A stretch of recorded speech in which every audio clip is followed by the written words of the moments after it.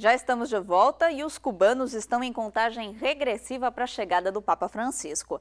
É a primeira visita desde que o país restabeleceu relações diplomáticas com os Estados Unidos e com a ajuda do Vaticano.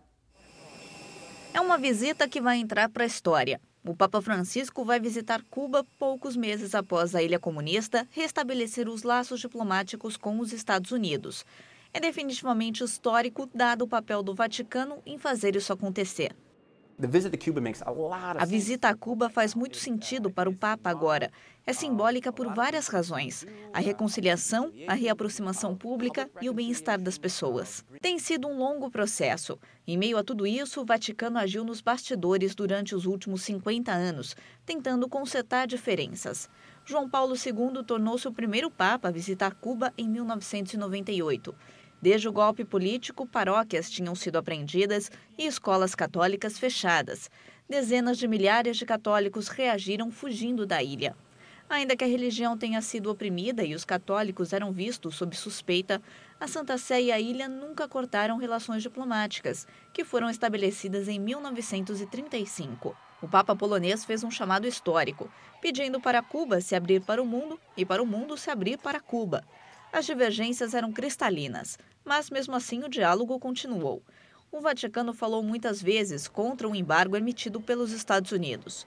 Em março de 2012, Bento XVI fez uma visita de 3 dias a Cuba, pedindo paz, liberdade e reconciliação. Além de falar com Raul Castro, o Papa também se reuniu em particular com o seu irmão Fidel. Foram encontros que abriram o caminho para esse último desenvolvimento histórico entre os Estados Unidos e Cuba. O Papa Francisco disse publicamente que, mais do que o Vaticano, foi a vontade de ambos os governos a seguir para um novo caminho que fez a diferença. É realmente transformadora e cheia de consequências. Mesmo assim, o presidente Obama e Raul Castro agradeceram à Igreja e ao Papa pelo papel central que ele teve em fazer isso acontecer. A cidade italiana de Rimini sediou um encontro para falar sobre o diálogo interreligioso. A intolerância esteve no centro das discussões. Judeus, muçulmanos e cristãos pediram que os fiéis de todas as crenças se respeitem. O uso da religião como instrumento para a violência foi firmemente denunciado por autoridades do Vaticano durante a conferência anual na cidade italiana de Rimini. O presidente do Pontifício Conselho do Vaticano para o Diálogo Interreligioso falou sobre o assunto. O Papa Francisco diz isso muitas vezes. Ele diz: não se pode matar em nome de Deus. Essa atividade criminosa simplesmente não se justifica.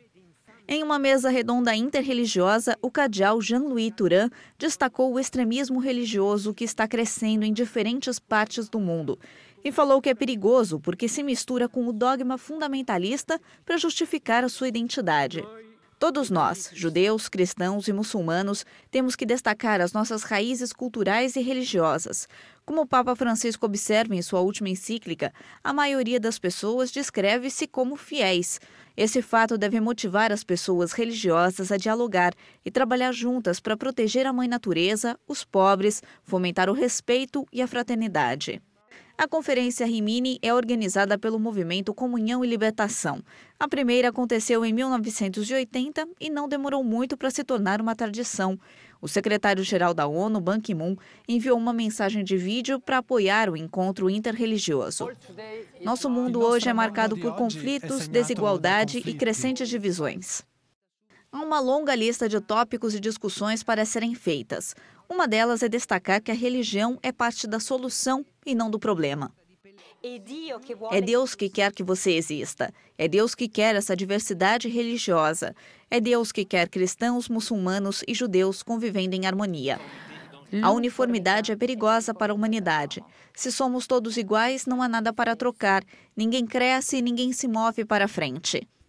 Um encontro internacional que deve trazer pessoas do mundo todo acontece de 20 a 26 de agosto. E você vai ver a seguir como o trabalho de um artista transformou um bairro na Itália.